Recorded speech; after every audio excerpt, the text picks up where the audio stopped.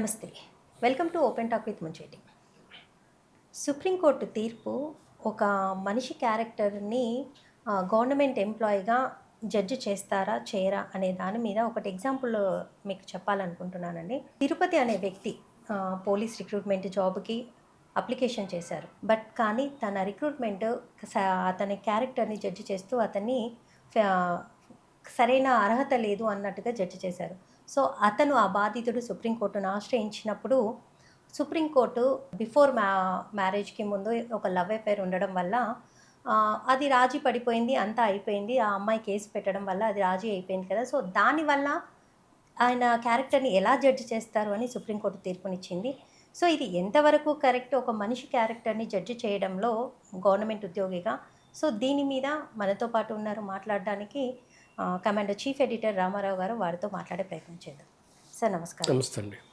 Sir, ఒక government ఎంప్లాయీగా తన character judge చేయడం ఎంతవరకు కరెక్ట్ అంటారు? అంటే ఇప్పుడు పోలీస్ రిక్రూట్మెంట్లో ఒక ఎగ్జాంపుల్ జరిగింది, ఒక స్టోరీ జరిగింది. అవునండి. సో, దాని మీద సుప్రీంకోర్టు తీర్పు కూడా ఇచ్చింది. సో, దీని మీద మీ అనాలిసిస్ ఏంటి? అంటే అది రాంగ్‌గా, కరెక్టా అంటే ఏంటి చెప్తారు? ఈ మధ్య మనకి సొసైటీలో లివింగ్ రిలేషన్స్ బాగానే విజృంభించాయి ఒక రకంగా చెప్పాలనుకుంటే.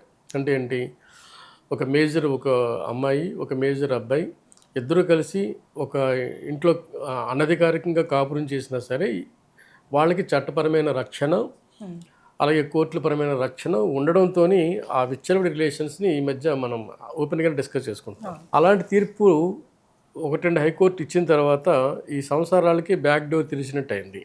ఇట్లాంటి తీర్పులు మనకి బయటకు వచ్చిన తర్వాత అంటే ఏంటి, నువ్వు ఒక రిలేషన్స్ని పాత రోజుల్లో నువ్వు మెయింటైన్ చేస్తూ ఆ తర్వాత ఆ రిలేషన్స్ కారణంగా నీ జాబ్కి ఎఫెక్ట్ కాకపోవడంతో, లేదు నీ ఉద్యోగానికి ఇబ్బంది కాకపోవడంతో, లేదు నీ నెక్స్ట్ లైఫ్కి ఇబ్బంది లేకపోవడంతో దాన్ని అబ్జెక్ట్ చేసిన కోర్టు అంటే ఓపెన్ చేయడం, మెయిన్ డోర్ని కూడా ఓపెన్ చేయడం లాంటిది మనకి ఇక్కడ అర్థమవుతుంది. ముఖ్యంగా ఏంటంటే, పెరుగుతున్న సొసైటీలో కొత్త అనుబంధాలు, కొత్త రిలేషన్స్తో మనం ఈ కొత్త రిలేషన్స్ కూడా యాక్సెప్ట్ చేసే పరిస్థితి వచ్చింది. ఒకప్పుడు ఇది నేరం, ఘోరం, అన్యాయం ఏమండి. అలాగే ఒక స్త్రీ హక్కుల్ని భంగం కలిగినట్టుగా చెప్పుకునేవాళ్ళం. ఇప్పుడుదేమో లైట్ అయిపోయింది. దీనికి కోర్టులేమో ఆల్మోస్ట్ అనుమతిస్తున్నాయి. కారణం ఏంటంటే, ఒక మేజర్ వ్యక్తి అంటే తనకు అన్ని విషయాలు తెలుసు. అంటే ఏం జరుగుతుంది, ఒక రిలేషన్స్ పెట్టుకోవడం వల్ల ఏం జరుగుతుంది, తనకేం జరుగుతుంది, భవిష్యత్తు తనకి ఎటువంటి ఎఫెక్ట్స్ వస్తాయి, కష్ట నష్టాలు వస్తాయి, లేదు సమస్యలు వస్తాయి, అవన్నీ తెలిసిన వ్యక్తి. అటు ఉమెన్ కానీ ఇటుపక్క మ్యాన్ కానీ వీళ్ళిద్దరికీ తెలిసిన తర్వాత కూడా ఒక రిలేషన్ స్టార్ట్ చేసినప్పుడు దానికి ఎవరు బాధ్యత వహించాల్సిందే? కోర్టులు, సొసైటీ కాదు కదా. సో వాళ్ళే బాధ్యులు అని వాళ్ళు విడిచిపెట్టేసాం. అంతవరకు బాగానే ఉంది. మరి అటుపక్క బాధితులు ఉంటారు కదా. ఇప్పుడు అదే ఒక అమ్మాయి, ఒక అతను ఉన్నాడు, ఒక అమ్మాయి ఉంది, ఆమెకు ఆల్రెడీ పెళ్ళి అయింది. ఒక అబ్బాయి ఉన్నాడు, ఆల్రెడీ ఆయనకి పెళ్ళి అయిపోయింది. సో ఇద్దరు పెళ్ళి అయిపోయింది, వాళ్ళు వేరే సొసైటీస్లో ఉన్నారు. అక్కడ అమ్మాయి మేజరు, ఇక్కడ అబ్బాయి మేజరు, కానీ వాళ్ళకి వెనక 2 ఫ్యామిలీస్ ఉన్నాయి. ఈ మేజర్ని అడ్డం పెట్టుకుని వాళ్ళిద్దరూ మేము హ్యాపీగా కాపురం చేస్తామంటే, మరి ఇక్కడ బాధితులు ఉన్న అటుపక్క ఒక మహిళ వివాహిత, ఇటుపక్క ఒక వివాహితుడు, వాళ్ళకున్న రైట్స్ ఏంటి? ఇది మేజర్ క్వశ్చన్ ఇక్కడ. వీళ్ళిద్దరు బాధితులు కదా. సమాజం వీళ్ళు కూడా బ్లేమ్ చేస్తుంది కదా. నువ్వేం చేస్తున్నావు, మీ ఆయన వెళ్తుంటే నువ్వేం చేస్తున్నావు, మీ ఆవిడ వెళ్తుంటే నువ్వేం చేస్తున్నావు. ఇక్కడికి వచ్చిన ఏంటి, కోర్టులు కండిషన్స్ పెట్టాలి. ఏంటి, ఓకే నువ్వు వెళ్ళు, కానీ ఇక్కడ నువ్వు విడాకులు తీసుకుని వెళ్ళిపో. విడాకులు తీసుకునే రైట్ నీకు ఉంది కదా, నేను భరించమని కాదు కదా. అలాంటిది ఒక కండిషన్స్ పెట్టుంటే మనకి ఈ చర్చ రాదు. సార్, ఆ తీర్పు కూడా ఇప్పుడు జరిగే హత్యలు బాగా జరుగుతున్నాయి ఈ ఎఫెక్ట్స్ కారణంగా. సో వాటిని నిర్మూలించాలనే ఒక ఉద్దేశంతో ఈ రకమైన తీర్పు ఇచ్చుండొచ్చు కదా. అంటే యాక్చువల్గా తీర్పులు ఏంటంటే, ముఖ్యంగా ఏంటంటే దీన్ని అలౌ చేసామనుకుందాం. అలౌ చేయడం వల్ల ఏమవుతుందంటే, మీకు ఇప్పుడు వాళ్ళు ఎవరు సొసైటీలో వేరే రెస్పాన్సిబిలిటీస్ ఉన్న పర్సనే, అతను ఉమెన్ కానీ మ్యాన్ కానీ. అతను మిగతా అన్ని పనులు వాళ్ళు చేసుకుంటున్నారు, ఉద్యోగం చేసుకుంటున్నారు ధనబద్ధంగా, లేదు సొసైటీలో గౌరవప్రదమైన సర్వీస్ చేస్తున్నారు. కానీ ఇక్కడ రిలేషన్స్ మాత్రం అతను అదనంగా మెయింటైన్ చేస్తున్నాడు. అది గతంలో ఏం జరిగేది, కాస్త చీకటిగా జరిగేది. ఇప్పుడు ఏదో లివింగ్ టుగెదర్ అని చెప్పేసి అఫీషియల్గా జరుగుతుంది. పూర్వం దాన్ని క్యారెక్టర్కి అప్లై చేసాం. ఏంటి, అట్లా చేస్తే ఆడు మంచోడు కాదని, అట్లా చేస్తే ఆమె మంచిది కాదని. ఇప్పుడు కోర్టు ఏం చేస్తుందంటే దాని క్యారెక్టర్ లింక్ పెట్టద్దు అంటుంది. అంటే అట్లా చేసిన నువ్వు మంచివాడివే, అటు అమ్మాయిని ఇటు అబ్బాయినా. సో క్యారెక్టర్ని అసాసినేట్ చేయొద్దు అంటుంది. ఆ రిలేషన్స్ గత రిలేషన్స్ కావచ్చు, కంటిన్యూ అవుతున్న రిలేషన్స్ తప్ప. సో దీన్ని మనం ఎలా తీసుకోవాలంటే ఓకే, క్యారెక్టర్ని అసాసినేట్ చేయొద్దు, అది వాళ్ళ క్యారెక్టర్కి మిగతా అన్ని విషయాలు బాగానే జరుగుతూ ఈ ఒక్క రిలేషన్స్ కారణంగా వాళ్ళు చెడ్డ అనుకుంటే ఎట్లా అన్నది కరెక్టే కదా సార్. ఇప్పుడు యాక్చువల్లీ నిజంగా చెప్పాలంటే ఒక దొంగతనం చేస్తారు ఒకరు, దోపిడీలు చేస్తారు, వాళ్ళకి ఒక పేరు అనేది ఒక ముద్ర పడిపోతుంది. ఎస్. బట్ ఇలాంటి రిలేషన్స్ ఏవైనా పెట్టుకున్నప్పుడు అంటే వాళ్ళు ఇష్టంగా పెట్టుకున్నప్పుడు అవునవును. సో దానికి అంటే ఒకరిని ఇబ్బంది పెట్టాలనో ఇదిగా కాదు కాబట్టి వాళ్ళు ఏదో సమ్ ఇన్సిడెంట్స్లో ఎక్కడనో దగ్గర అయిపోతారు. అలాంటి టైంలో వాళ్ళ క్యారెక్టరైజేషన్ జడ్జి చేయడంలో ఎంతవరకు కరెక్ట్ అంటారు? 100% నిజమే. మన పాయింట్ ఏంటంటే వీళ్ళిద్దరు వెనక బాధితులు ఉంటారు కదా. తల్లిదండ్రులు ఇప్పుడు ఒక రిలేషన్షిప్ మెయింటైన్ చేశాడు, అతను పెళ్లి చేయలేదు తల్లిదండ్రులు. ఒక యువకుడు ఉన్నాడు, అతను జాబ్ ఉంది, అతను జాబ్ చేసుకున్నాడు, ఇన్కమ్ వస్తుంది నెల నెల. సో తను ఒక రిలేషన్షిప్ మెయింటైన్ చేసుకుంటున్నాడు, తను అన్అఫీషియల్గా కాపురం చేస్తున్నాడు. అతని మీద డిపెండ్ అయ్యే అమ్మ నాన్నల పరిస్థితి ఏంటి? వాళ్ళు బాధితులే కదా. పట్టించుకోకుండా అయితే ఉండరు కదా సార్. ఖచ్చితంగా జరుగుతాయి ఇవన్నీ, ప్రయాణాలు ఇవన్నీ జరుగుతాయి కదా. ఓకే. అతను ఆ లైఫ్ని మెయింటైన్ చేస్తూ తను ఒక ఒరిజినల్ ఫ్యామిలీ అనుకుంటాడు. ఓకే.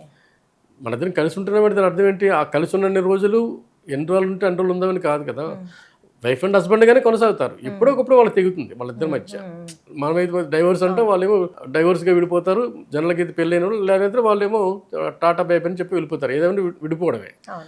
సో విడిపోతున్నదానికి ముందు కలిసి ఉన్న టైంలో మిగతా సొసైటీలో వాళ్ళ మీద ఆధారపడే వాళ్ళు ఉంటారు. వాళ్ళ పరిస్థితి ఏంటని ఆలోచించాలి కదా. అటుపక్క తల్లిదండ్రుల గురించి ఆలోచించాలి కదా, లేదా అన్నదమ్ముల గురించి ఆలోచించాలి కదా, అక్క చెల్లెల గురించి ఆలోచించాలి కదా. సో ఇంకా సొసైటీ ఆ స్థాయిలో మోడరేట్ కాలేదు కదా. కాబట్టి ఆ ఎఫర్ట్స్ సొసైటీలో ఉంటాయి. పెళ్ళికైన అమ్మాయి ఆల్రెడీ చెల్లి ఉంది, ఆమెకి ఇంకా స్కూల్ గోయింగ్ అమ్మాయి, వాళ్ళ అక్క ఏమో లివింగ్ రిలేషన్స్ పెట్టుకుంది ఎవరితోనో. ఇంకా సొసైటీ యాక్సెప్ట్ చేసే పొజిషన్లో లేనప్పుడు ఈ చిన్న అమ్మాయిని కూడా ఎవరో కామెంట్ చేస్తారు, నీకేమబ్బా ఇంకొంచెం పెద్ద అయితే నువ్వు కూడా వెళ్ళిపోతావు. ఇవన్నీ సొసైటీ యాక్సెప్ట్ చేసినంత వరకు కోర్టులు ముందుగానే ఇట్లాంటి వాటికి డోర్లు తెరిచాయి అనుకోండి, కొన్ని ఇబ్బందులు వస్తాయి. సొసైటీ ఫస్ట్ యాక్సెప్ట్ చేయాలి. సొసైటీ ఎందుకంటే ఇవన్నీ సొసైటీతో లింక్ ఉన్న రిలేషన్స్. ఏమండి, ఇది బ్యాంక్ లోన్ లాంటిది. బ్యాంక్ లోన్ అనుకోండి, నేను బ్యాంక్ మధ్య ఉంటుంది, ఇక్కడ సొసైటీతో సంబంధం లేదు. మా అయితే నా ఫ్యామిలీ ఉంటుంది. సొసైటీతో లింక్ ఉన్న రిలేషన్స్ని ఎట్లా డైరెక్ట్గా కోర్టులు main door back door open చేస్తే అనేక సామాజిక రుగ్మతులకి మనం ఇప్పుడు ఈరోజు ఫేస్ అవుతున్నాం కదా. ఎన్ని కేసులు అవ్వట్లేదు. ఇప్పుడు లివింగ్ రిలేషన్స్ పెట్టుకుంటారు. ఈ మధ్య మీకు గుర్తుందో లేదో, లివింగ్ రిలేషన్స్ పెట్టుకుంటూ చంపుకుంటున్నారు. అంటే అది నిర్మూలించడానికి సో వాళ్ళిద్దరికి అంగీకారం ఉన్నప్పుడు సో ఎలాంటి ప్రాబ్లమ్స్ ఉండకూడదు కదా. ఇక్కడ కోర్టులు ఏం చేస్తున్నాయంటే నేను అనుకోవడం, కోర్టులు కానీ చట్టాలు కానీ వీళ్ళిద్దరూ కలిసి చేస్తున్న రిలేషన్స్లో రేపొద్దున్న నాకు ఇలా అన్యాయం చేశాడు, నాకు ఇలా మోసం చేశాడు అన్నప్పుడు కోర్టులు వాళ్ళకి రక్షణ లేకుండా నీ పని నువ్వు చేసావు, అప్పుడు చెప్పలేదు మాకు, ఇప్పుడు ఎందుకు వచ్చి చెప్తున్నావు అంటే తమ బాధ్యతని వదులుకోవడం కోసం వీళ్ళు అలౌ చేస్తుంది అని నాకు అనిపిస్తుంది. అంటే ఏంటి, ఇప్పుడు కోర్టు శిక్షించదు, నువ్వు కావాలని చేసావు, నువ్వు కావాలని వెళ్ళావు, ఇప్పుడు నేను వదిలేసానంటే ఎవరి దగ్గరికి వస్తావు? నాకేదో ప్రెగ్నెన్సీ అయ్యిందంటే కలిస్తే రాదా ఏంటి? ఇప్పుడు నాకు అయ్యింది కాబట్టి వదిలేసానంటే ఎట్లా?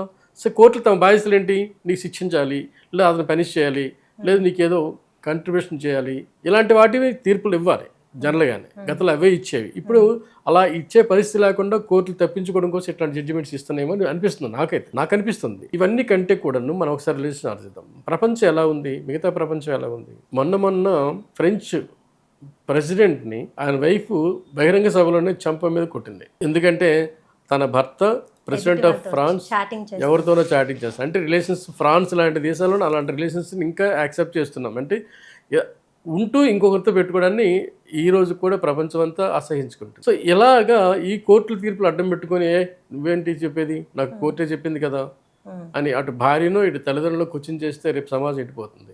అది ఆలోచించాలి కదా. దీనికంటే కూడాను నా ఉద్దేశం, ప్రపంచం అనేక దేశాల్లో మీకు వ్యభిచారాన్ని అఫీషియల్గా చేశాయి, మన దేశంలో అది బ్యాన్. దాన్ని అలౌ చేస్తే అయిపోయింది కదా. వ్యభిచారాన్ని అలౌ చేశారనుకోండి, అఫీషియల్ చేశారనుకోండి, సో అదొక వృత్తి. ఇప్పుడు దొంగతనంగా జరుగుతుంది, రహస్యంగా జరుగుతుంది.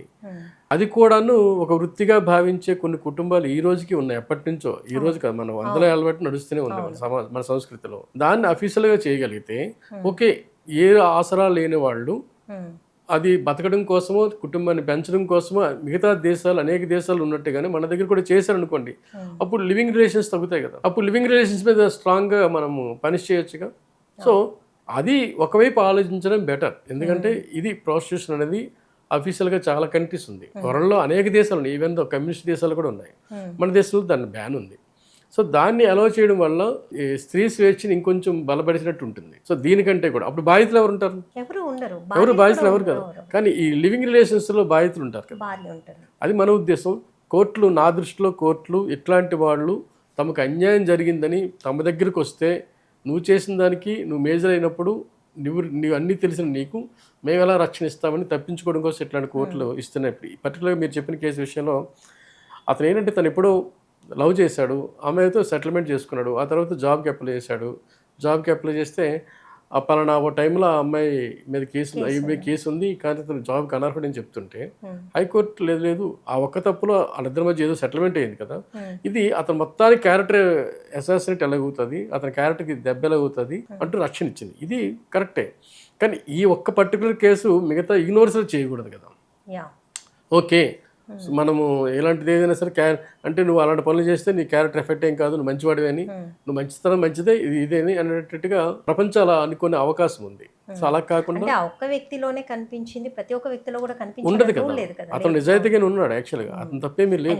మెన్షన్ చేశారు కదా సార్. దీన్ని మనం మిగతా యూనివర్సిటీ చేస్తూ ఆ కేసులన్నీ ఇలాగే ఉంటాయి కదా, నా ఇష్టం నేను వెళ్ళిపోతాను అని అటు సొసైటీని, అంటే సొసైటీ యాక్సెప్ట్ చేసినంత వరకు ఈ రిలేషన్స్ని కోర్టులు కూడాను రెండు డోర్లు తెరిచి పద్ధతి పెట్టడం వల్ల అనేక రుగ్మతలు దారితీస్తున్నది మనకున్న ఒపీనియన్. Okay sir, fine. ఇది ఏంటంటే ఇప్పుడు కోర్ట్స్ అయినా కూడా మనం కోర్టు ఇచ్చే తీర్పులను మనం గౌరవించాలి కాబట్టి ఆ వ్యక్తిలో జరిగే సందర్భాలు ఇలాంటివి ఏమైనా ఉన్నప్పుడు ఆ వ్యక్తికి సంబంధించిన దాన్ని బట్టి జడ్జి చేసి జడ్జిమెంట్ ఇస్తూ ఉంటారు. కానీ మీరు చెప్పేది ఏంటంటే ఆ వ్యక్తి వరకే చూసుకోవాలి. సో ప్రతి ఒక్కరికి యూనివర్స్ చేయకూడదు. అంటే ప్రతి ఒక్కరు తీర్పు ఇచ్చేసింది కదా సుప్రీంకోర్టు, అంటే వాళ్ళందరికీ ఏదో అంటారు కదా యాక్సెస్ ఇచ్చేసినట్టుగా కాకుండా అనేక నగరాల్లో లివింగ్ రిలేషన్స్ స్టార్ట్ అయ్యాయి. అవును, ఆఫీషియల్ గానే సార్ ప్రజెంట్ ఇప్పుడు కూడా అంటే అన్ని చోట్ల ఉన్నాయి. హైదరాబాద్ లో కూడా అఫీషియల్ అయిపోయింది. దానికి అఫీషియల్ గానే హాస్టల్స్ వచ్చేసాయి. అంటే ఒక చిన్న తీర్పు ఏదైతే జరిగిందో దాని ఇవన్నీ రుగ్మతులు నెగిటివ్స్ అనమాట. యాక్చువల్గా అట్లాంటి రిలేషన్స్ వల్ల అనేక సొసైటీలో ఇప్పుడు కొంతమంది ఏజ్ ఉన్న వాళ్ళు ఉంటారు, వాడి సంసారం, వాడి భార్య ఉంటారు, పిల్లలు ఉంటారు. పిల్లలు ఉన్నప్పుడు కూడా ఈ పని చేస్తే నాకేం కాదు కదా అనుకుని వెళ్ళడం అనేది సభ్యత కాదు. లేదు అతని భార్య లేదు చనిపోయింది, పిల్లలు వదిలేశారు, అతను వెళ్ళడం సభ్యతే. అతను అలాంటి రిలేషన్స్ పెట్టుకోవడం మంచిదే. రెండింటికి తేడా లేదా? ఆ తేడాని కోర్టులు గుర్తించాలని మన ఉద్దేశం. ఓకే, అతను సింగిల్ అయిపోయాడు, అతనికి ఒక ఆసరా కావాలి, పిల్లలు పట్టించుకోవట్లేదు, లేదు పిల్లలు దూరంగా ఉన్నారు, అతను రోజువారీ యాక్టివిటీస్లో ఒక తోడు ఉండాలన్నది యాక్సెప్ట్ చేద్దాం. కానీ అలా కాకుండా ఒక పక్క భార్య ఇంకో పక్క పిల్లలు ఉండి కూడాను కోర్టు నాకు అనుమతి ఇచ్చింది కదని చెప్పేసి వెళ్ళిపోవడాన్ని అటుపక్క ఆ కోణం కూడా చూడాలనేది మనకున్న అదే ఆలోచించాల్సిన విషయం.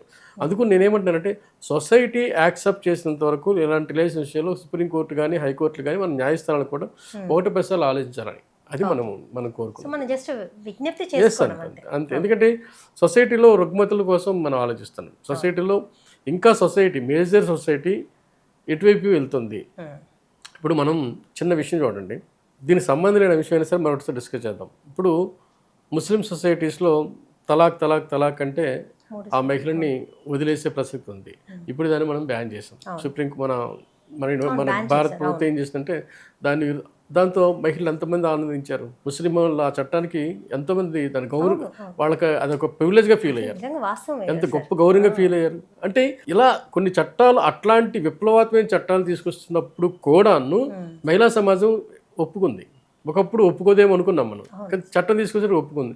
అట్లా ఇట్లాంటి వాటి విషయంలో కూడా ఒకటి పెసలు ఆలోచించి విప్లవాత్మకమైన చట్టాలు తీసుకురాగలిగితే, ఇప్పుడు వ్యభిచారం మనం అన్నాం, దీన్ని అఫీషియలైజ్ చేయగలిగితే ఒక వర్గం సాటిస్ఫై అవుతుంది. అది వాళ్ళ మీద ఫోర్స్ ఏమీ ఉండదు, అది ఒక జీవనాధారం. సో దానివల్ల ఎవరికి వచ్చేది ఏమీ లేదు, కుటుంబం నాశనం ప్రసక్తి ఏమి ఉండదు. అనేక దేశాలు ఉన్నది. దీనికంటే ఈ లివింగ్ రిలేషన్స్ని యాక్సెప్ట్ చేయడం, లేదంటే దానికి రెస్పెక్ట్ ఇవ్వడం కంటే కూడా అది బెటర్ కదా నాకు అనిపిస్తుంటుంది. Okay sir, thank you. So విన్నారు కదండి, అంటే ఆ వ్యక్తికి సంబంధించిన సందర్భాలను బట్టి జడ్జి చేస్తుంది, కానీ అది మటుకు ప్రతి ఒక్కరికి యూనివర్స్ కాదని చెప్తున్నారు. సో చూస్తూనే ఉండండి. నమస్తే.